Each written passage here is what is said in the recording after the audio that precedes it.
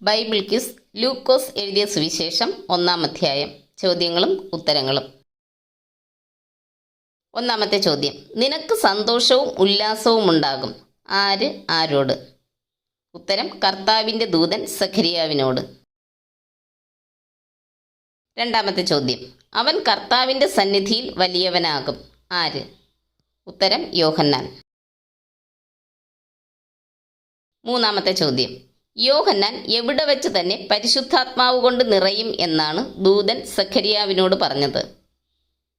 ഉത്തരം അമ്മയുടെ ഗർഭത്തിൽ വച്ച്. 4-ാമത്തെ ചോദ്യം. യോഹന്നാൻ അപ്പന്മാരുടെ ഹൃദയങ്ങളെ ആരിലേക്ക് തിരിച്ചുവിടും? ഉത്തരം മക്കളിലേക്ക്. 5-ാമത്തെ ചോദ്യം. യോഹന്നാൻ വഴങ്ങാത്തവരെ എന്തിലേക്കാണ് തിരിച്ചുവിടുന്നത്? ഉത്തരം നീതിമാന്മാരുടെ ബോധത്തിലേക്ക്. 6-ാമത്തെ ചോദ്യം. ആരെ കർത്താവിന് വേണ്ടി ഒരുക്കുവാനാണ് യോഹന്നാൻ അവനു മുമ്പായി നടന്നത്? ഉത്തരം ഒരുക്കമുള്ള ഒരു ജനത്തെ. 7-ാമത്തെ ചോദ്യം. ഞാൻ ആരെന്നാണ് കർത്താവിൻ്റെ ദൂതൻ സഖരിയാവിനോട് പറഞ്ഞത്?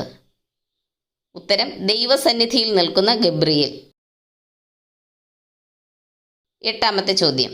നിന്നോട് സംസാരിപ്പാനും ഈ സദ്വർത്തമാനം നിന്നോട് അറിയിപ്പാനും എന്നെ അയച്ചിരിക്കുന്നു. ആര് ആരോട് പറഞ്ഞു?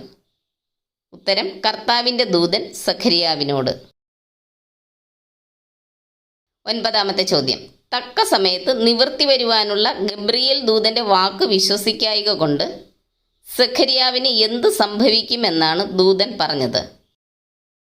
ഉത്തരം അത് സംഭവിക്കും വരെ സംസാരിപ്പാൻ കഴിയാതെ മൗനമായിരിക്കും. 10-ാമത്തെ ചോദ്യം. സഖരിയാവിനായി കാത്തിരുന്നതാര്?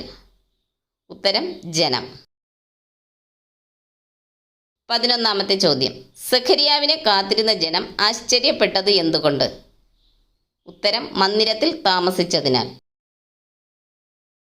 12-ാമത്തെ ചോദ്യം. സഖരിയാവ് മന്ദിരത്തിൽ ഒരു ദർശനം കണ്ടു എന്ന് ജനം അറിഞ്ഞതെങ്ങനെ? ഉത്തരം മന്ദിരത്തിൽ നിന്നും പുറത്തു വന്ന സഖരിയാവിന് അവരോട് സംസാരിപ്പാൻ കഴിഞ്ഞില്ല, അതിനാൽ.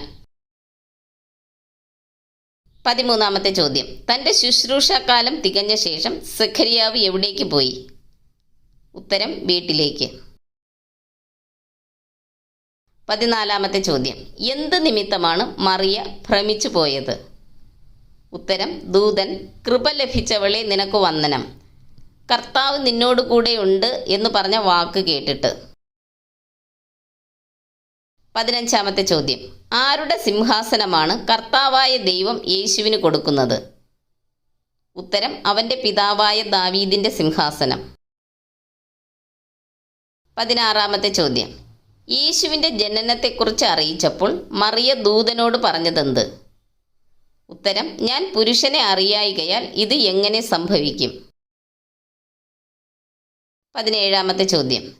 ദൈവത്തിന് ഒരു കാര്യവും അസാധ്യമല്ലല്ലോ എന്ന് ദൂതൻ പറഞ്ഞപ്പോൾ മറിയ പറഞ്ഞതെന്ത്?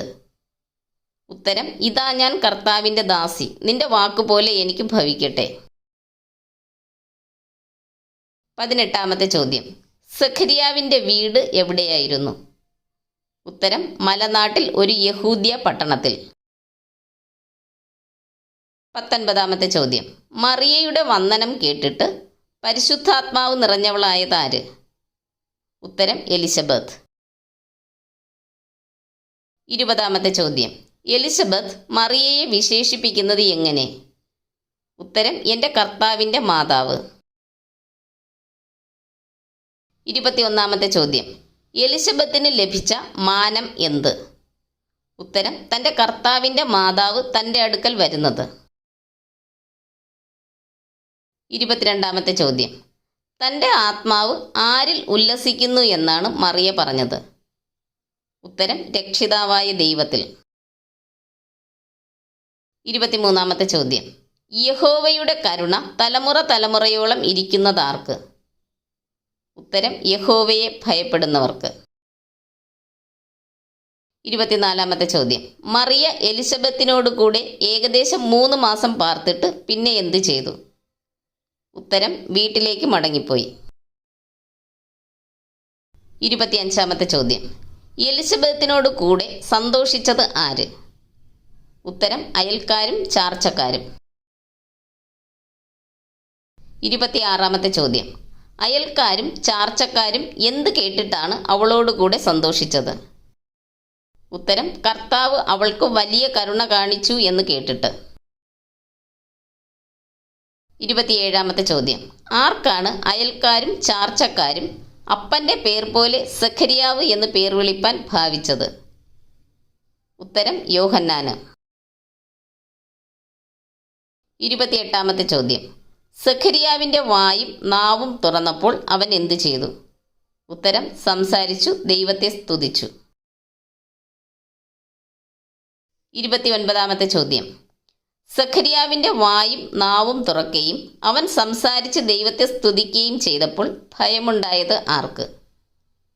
ഉത്തരം ചുറ്റും പാർക്കുന്നവർക്കെല്ലാം. 30-ാമത്തെ ചോദ്യം. യോഹന്നാൻ എന്നുവരെ മരുഭൂമിയിലായിരുന്നു? ഉത്തരം ഇസ്രായേലിന് തന്നെത്താൻ കാണിക്കും നാൾ വരെ.